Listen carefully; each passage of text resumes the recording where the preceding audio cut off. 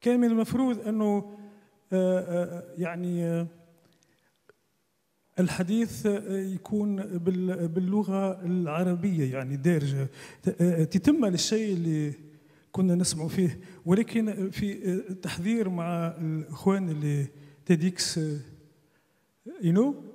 قالوا لي أنه فما أجانب باش يكونوا موجودين معنا، فاخترت أنه نتكلموا بالفرنسي. فحسيت تو أنا نتفرج أنه ربما نكون خارج الموضوع يعني، لأن هي أدخلتنا في موضوع يعني. ف مش عارف يعني دونك أنا باش نحاول نتكلم بالفرنسية إذا كان ما يقلقكمش، ولكن هذا ماهوش موقف له إيديولوجي وله حضاري، هي مسألة لأنه بيناتنا ضيوف أجانب باش نجموا يكون فما تواصل في أحسن صورة، وإن شاء الله ما تاخذوش عليا فكرة أني أنا اللي يقول البنت ولا الولد دي ميرسي. ها؟ Donc, donc je commence déjà le compteur a démarré. Ils m'ont dit aussi que je vais être le premier à parler. Et moi qui a rêvé toujours de parler le dernier, rien que pour avoir le dernier mot.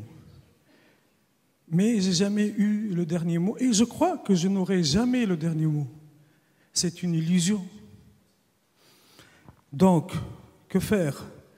Je pense que le dernier mot sera donné par le temps, ou peut-être par le peuple, ou que sais-je.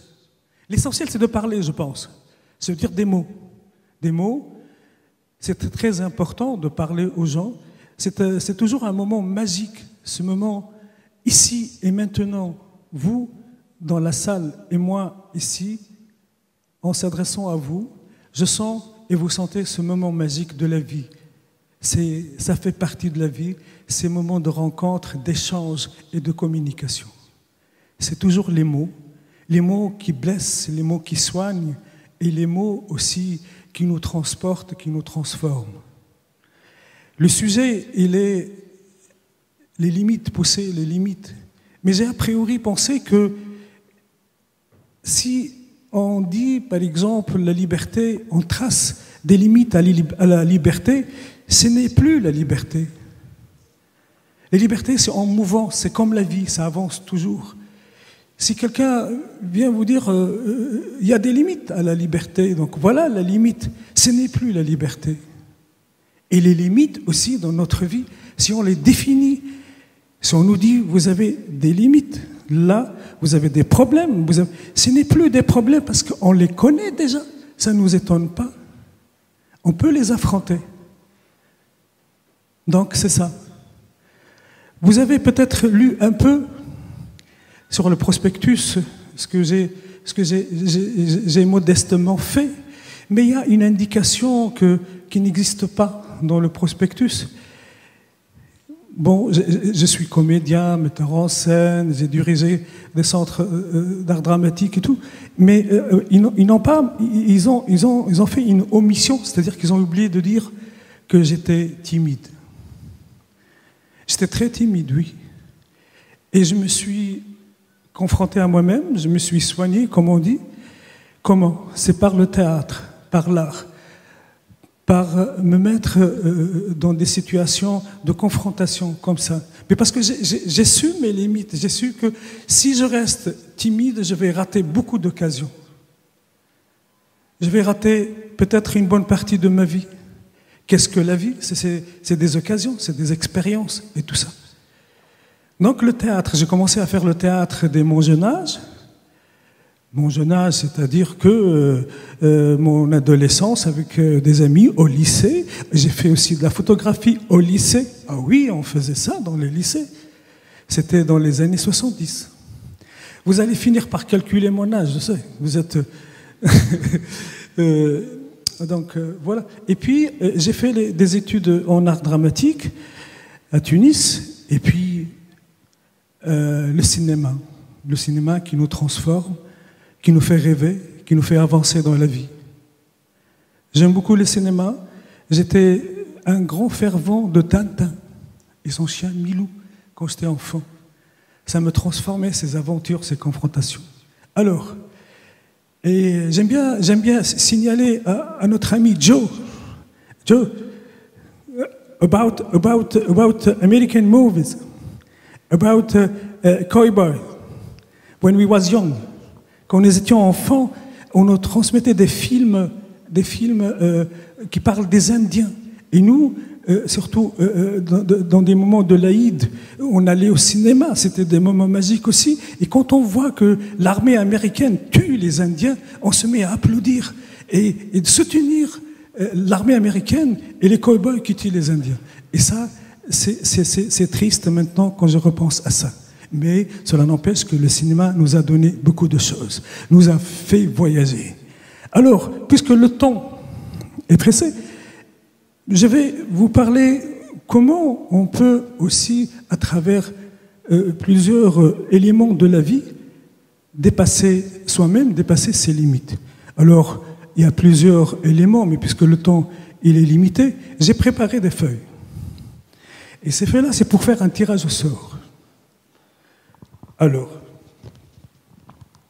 il y a quatre possibilités. Hein. Il y a l'amour, il y a le voyage, il y a l'amitié, et puis il y a aussi le challenge, le défi.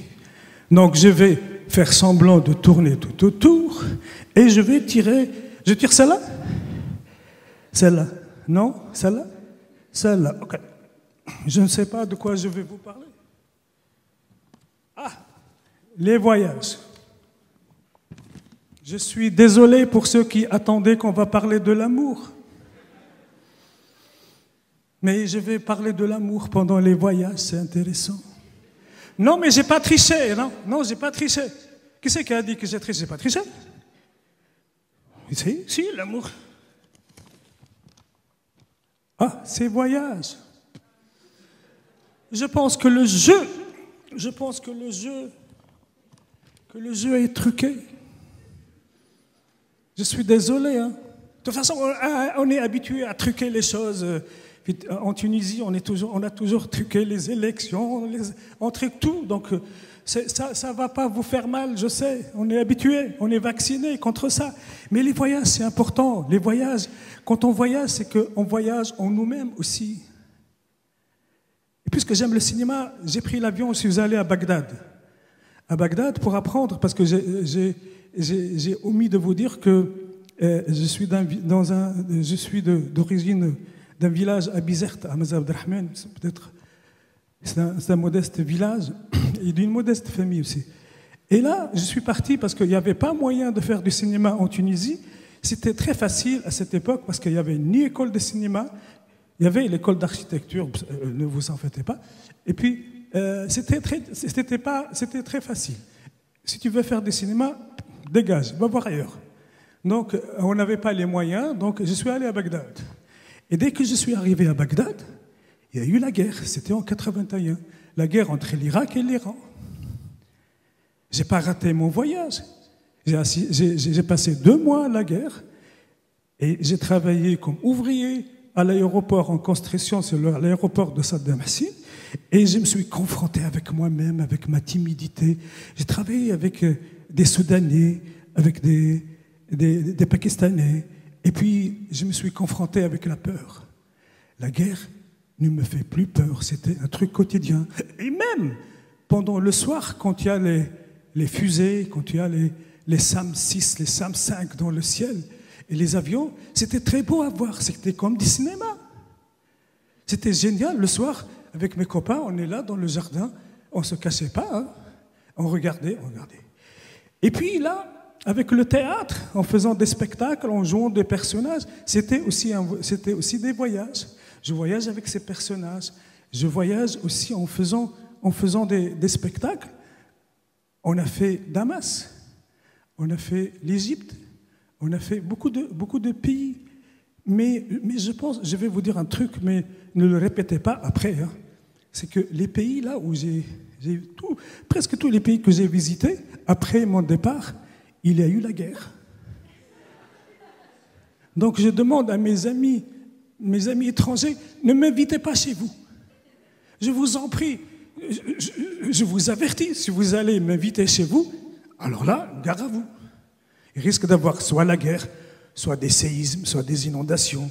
Donc, laissez-moi là où je suis et ça se passe bien. Donc voilà. Jouer aussi au cinéma, pour moi, c'était des moments très forts, des moments magiques. Jouer aussi à la télé, soit à la télé tunisienne, ou bien avec des films étrangers. Et interpréter des personnages comme ça, je me souviens d'un personnage qui est le César, dans un film avec la BBC. Un César, j'étais un César. Donc, ça te transforme. Tous les personnages que tu joues restent en toi. Tu leur donnes de toi-même et ils récupèrent ta vie aussi. Et donc tout ça, c'est à la fois un voyage en nous-mêmes et un voyage dans l'espace. Ce qui est très important, je pense, c'est de voyager. Voyager dans l'espace, dans le temps, mais surtout voyager en soi-même. C'est en réfléchissant dans notre vie, en faisant tous les diagnostics des limites de nous-mêmes, les affronter, c'est ça aussi un voyage. Les connaître, les identifier.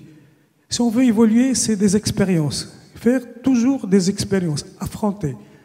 Ne jamais prendre des sentiers battus. Aller dans des directions. C'est les pas qui font le chemin. Pas autre chose. Allez toujours envers vous-même. Et là, je suis content de m'adresser à un public potentiel qui fait dans l'art, dans l'architecture. Moi aussi, j'ai rêvé de faire de l'architecture, mais j'étais nul en mathématiques. Donc, j'ai pas pu accéder aussi à ça, mais cela n'empêche qu'il est toujours important pour tout artiste d'essayer de ne pas aller dans les sentiers battus, d'avancer, d'aller toujours chercher soi-même dans d'autres chemins. Parce que les chemins là où tout le monde y va, ça ne veut pas dire que ce sont des chemins qui mènent. Écoutez, je veux vous dire, finalement, je pense que je ne vous ai pas vraiment convaincu, mais je vais vous donner une bonne adresse. Si vous voulez la noter, vous pouvez la noter. Hein. Si vous voulez vous changer, si vous voulez dépasser vos limites, allez dans cette adresse. L'adresse est la suivante. Le miroir. Regardez dans un miroir.